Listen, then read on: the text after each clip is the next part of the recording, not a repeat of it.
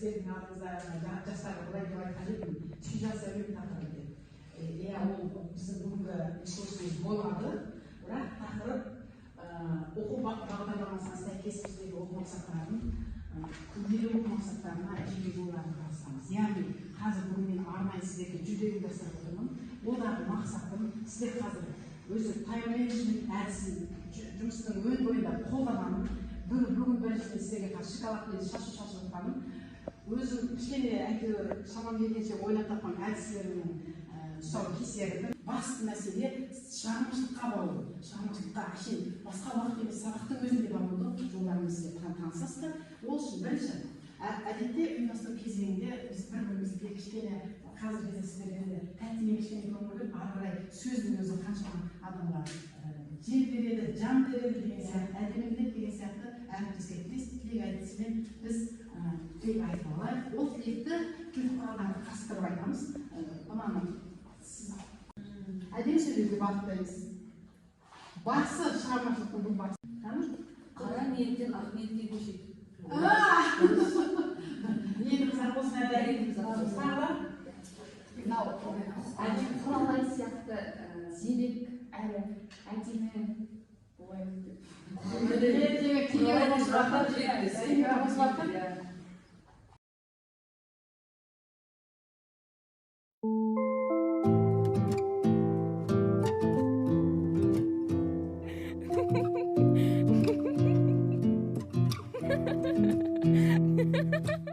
Сүйжан сәулем тағы да сүй тағы да жылы тәтті ударады қаныма. Бұл ләззаттың бір минутын бермеймін, патша тағы бүкіл дүние малына. Құшақтатып нәзік талдай беліңнен, сүйгі сәулем тәтті балдай тіліңнен. Бой жұмырлап талық сүйді жүрегім, балқып денем барам еріп деміңнен. Кір қойныма қапша белің боралып, тарқат шашың жатсын жібек оралып. Жаным, жаным, тезірек дейсің төске төс, көз жұмулы жиі ыстық демалы. Мынаның үзіндінің қолданыстар. Қолдану бәрін сабақта бар еді. Сізде қасықты дер емес. Мына соң, мына үстетті де ол, аяққа сөйтіп шашын шашы, денең ақылып жүзін ай, тісін беріп, көзін шәлері құралай, ләззат, рахат бәрі қойнында. Сұрамаймын, еді жұмақ жақсы бай. Көз қарастарыңызды білесіздер, оған 5 минут уақыт қана. Жоқ, бүкіл осы үзіндіні қолдан. Бұл сегіз жасын оқу мақсатынан алып отырмын негізінен. Осы өлеңге өз көзқарастарыңызды білдіресіздер. Сіздердің бәріңізде қазір көзқарас бар. Ол сіздерге әсер етпей қойған жоқ негізінен. Ал ол көзқарасты білдіруде міндетті түрде берілген үзіндіні оңтайлы қолданамыз. Оған тек қана қазақ тілі маманы болуы міндет емес. Кәне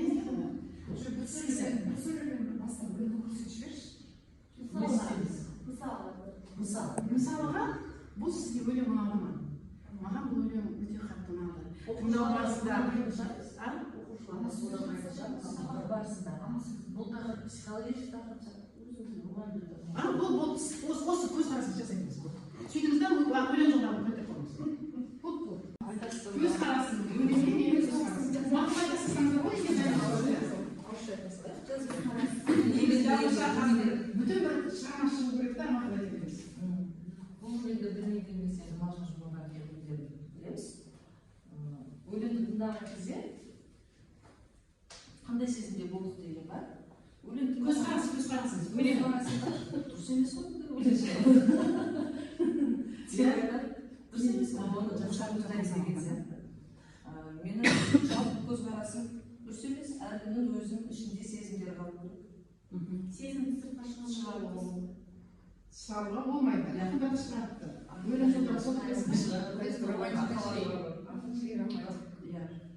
жолдары қолданбаңыз. Берген өлең жолдарын қолданбаңыз. Шашын қалай жасалатынын білмей көреді, осы шашынға денең бейнеге келтірген сияқты шашың қара жаңа ақ болып тұр, ақ дегенде ол сымбаттылығы толық қолданыңыз. Сымбаттылығына тісің меруерт, көзің сәулем құралай дейді. Ол әр неге теңеп тұрған сияқты. көзіңнің өзі жаңағы сәуле шашып тұрады өзің бір қызды бір құралайға теңеп айтып жатқанда көз алдында сурет әдемі сосын сол қызды мынау қыздан ләззат алатын, рахат алатын, бақыт алатын бейнелеп айтып жатыр ғой. Әйел адамның ер азамат сондай бақытты негізі солай алады ғой деп ойлаймын да. солай сезініп бақытты өмір сүруді бір көрінісін көрсетіп тұрған сияқты да. Әр нәрсені үзінді айтып тұр ғой. Ләззат, рахат, бақыт олардың әрқайсысы мағынасы әртүрлі ғой. Бірақ та олар бәрібір бір үйлесімге келіп сол бір адамның бойынан сол әйел азаматтың бойынан табылады деген сияқты. Жақсы деп берілген сияқты жақсы көрген, сүйген қызын әдемі бір келтірген суреттегідей шашына тоқталған, денесіне тоқталған, жүзіне тоқталған деген бойынша. Бұл енді өзінің бір әдемілікті көз алдына келтіріп елестетіп жазған ғой мына әдемілікті, соның қасындағы жұмақта суреткерлігіне әдемілікті сомдағанына таң қалып тұрмын. Сырымды тоқтатайын, айта бермей деп, абайша абайламай, толқынды бұйра шашты ақыным, қара шашты ақыным, сүйгеніңмен ортада сақталатын құпияңды жұртқа жайған екенсің. өлең қолында да. Иә. Жоқ, сондай темалар бар емес. Мен оқулықтың авторы болсам, Ол бұрыннан иә, мен сол оқулықтың авторы болсам, мен тура Мағжанның осы өлең оқулыққа енгізген. Негізі біз мақсат жарайды, мамасы сіздің қолданыс нелеріңіз жоқ па? Дескриптивті былай береміз. Шарт қой енді бұл тапсырма орындауға. Кішкене детальға дейін берсең, балаға өте жеңіл болады. Сіздерге қазір қиындау болып қалған себебі не істеулеріңізді білмей қалуыңыз. Оқушыға да солай. Егер дескриптивті бермей осылай істе десең, бала не жазғанын білмей отырады. Ал былай беріп қойсаң, шығарманың тағы шолып шығады. Деталь ғой мысалға да айтпасаң да болады. Шығармадағы рухани құндылықты біледі. Дәл осы сіздердің алдыңыздағы шығарманы ары қарай тыңдаймыз.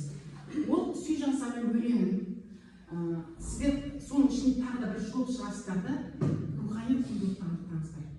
Рухани құндылықты еске түсіргенде не жататын еді? Оған имандылық мысалы рухани құндылыққа жатады. Адамгершілік дейді. Махаббат ол рухани құндылыққа жатады. Махаббаттың түр-түрі бар. Отанға деген махаббат, жарыңа, сүйген жарыңа деген сондай махаббаттар бар. Ол да рухани құндылыққа жатады. Сондықтан сіздерге Мағжан жазған рухани құндылықты жазамыз.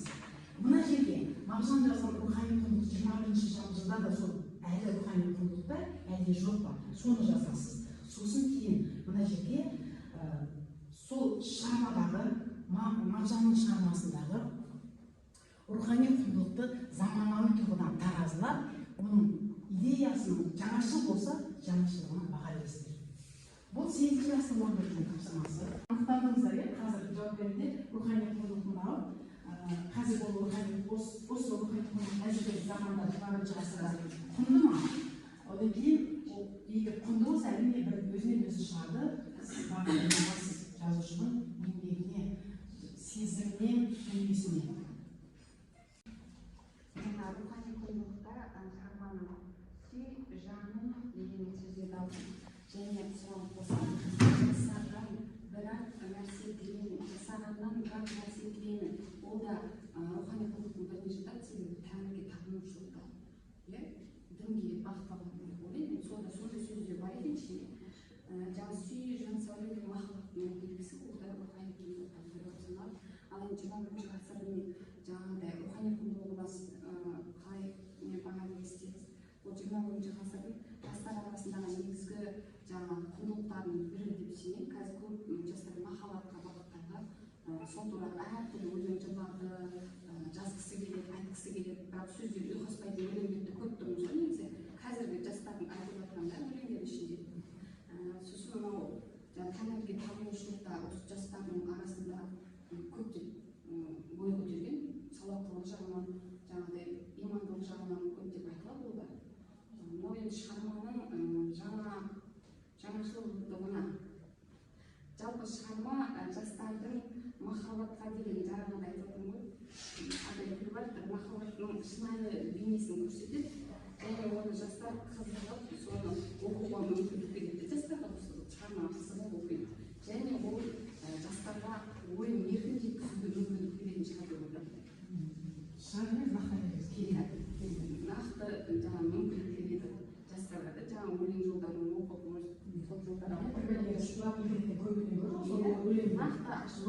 баласы қалғаны дұрыс сияқты, иә?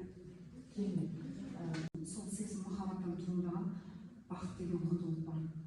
21 ғасырда рухани құндылық дейді. 21 ғасырда рухани құндылық деп айтып жазды. 21 ғасырда Дәл осы махаббат атты ұлы сезімнің құнын жоққа шығарып алған жастар көп, сияқты сол құндылықты бағаламайтын тұлғалар көп. Соларға ой салатын шығар деп ойлаймын деген туындады. Ал енді бұның идеясының жаңашылдығына қарап мен айтар едім. Енді шынту айтқан кезде бар ғой, сөздің шынына келгенде шығармада идея бар деп айта алмаймын. Тек ақын өзінің сүйгеннен алған сезімін, яғни сол құндылықты арманын ғана жеткізген сол құндылық болды. Арман, сезім деген екі құндылығы бар, ол идея бар деп айта алмаймын. Сосын қазақ қызына тән болмыс, мына ақынның бүкіл бір қыздың, сұлу қыздың талы бойының бастан аяқ бәрін мүшесі сипаттап шығарып қойды. Ақша, белім, нәзіктен, балдай, тілім, бәрі қазақ болмысына тән бір сондай сыртқы сымбатты береді екен бұл өлеңде. Мүмкін содан қыздар соған еліктеп, сондай бұл ой тастайтын шығар жастарға, қыздарға бұл өлең. Басқа мен жаңашылық көріп тұрған жоқпын. Бірақ құндылықты аңдырасыз, иә? Құнды деп қабылдапсыз, сезімді құнды деп қабылдапсыз. Ашық махаббатты жазғандықтан сол заманда жаңашыл өлең болған шығар, бірақ дәл қазір бұл жаңашыл ұялшақтарды, ұялмайтындарды ашық өлең сияқты. Махаббаттарды қабылдап жастардай сұлаған шығатын негізінде. Әркім өзінің көзқарасы құнды, бағасы құнды. Рахмет сізге. Көрсетілген 20 ғасырда рухани құндылық бұл ақынның өлең журналындағы ұлы махаббатты өзінің сезімін ашық бейнеленгенін көрсетілді. Жалпы былайша өнер адамдары өзінің эмоциясын сыртқа сразу көрсетіп қояды ғой, іште жасыру жоқ. Бұл жерде өзінің қызына деген, өзінің махаббатына деген жаңағы өзінің сезімін осы өлең шумақтарында жақсы бейнелеген, прям до единого. Шығарманың идеясының жаңашылдық баға берілген махаббатсыз дүние бос былайша айтқан кезде. Адам өзінің басында өткенде ғана ол сезімге шыдайы сезіне алады, біле алады. Айта берсе көп негізі махаббат жайында, оны кейбір жастар дұрыс түсінеді, бұны оқып отырып бұл өлең жинаған кейбір жастар дұрыс қабылдамай, оны басқа жағынан алып кетуі мүмкін. Сол үшін әрбір осы сіздердің пән мұғалімдер сабақ берген кезде осы әдебиеттер дұрыс жағынан бүйтіп жастар қазір не ой болып жүр ғой, тем более достықтар. Махаббатсыз дүние болсын, бәрін ашық бол деді. Махаббатсыз дүниеміз қайма болып қосыңдар деп айтқандай. Керемет. Осы бір сөзіңізбен қаншама түйін шешуін таптыңыз. Сіздің бағалайсыздай бағаңызды ғана оқыңыз, бағаңыз. Талдайтындай өмір емес деп ойлаймын. Шығармадағы рухани құндылықтарды бұл бетінен ешқандай мен құндылықты көріп тұрған жоқпын деп ойлаймын. Басқа да әдемі керемет өлеңдер бар негізі. Мына өлеңді оқыған кезде, мысалы оқушылар сол процеске еніп кетпесе екен деп ойлаймын. Біз әрқайсысы әртүрлі қабылдайды ғой. Қазіргі жастар ол уже не бар да, басқаша қабылдайды.